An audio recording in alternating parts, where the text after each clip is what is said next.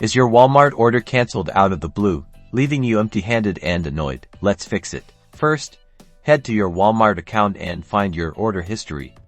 Identify the canceled order to start the process. Check the reason for cancellation, if one is provided. This might give you a clue why it was canned. If it was out of stock, this might be a dead end and move to the next step. Next, visit the Walmart Help Center. Look for a Contact Us option to speak with a representative. Explain the situation to the representative. Be polite and provide your order number and any other relevant information. Ask if they can reinstate the order or offer a similar item. If they can't reinstate it, ask if they have a similar item available and if they can offer it at the original price, considering the inconvenience. If not, see if another store nearby has the item. Also check if another store nearby has the item. Change the store pickup option to a store nearby and try to reorder. With a little persistence, you should be able to get your problem solved. Don't give up.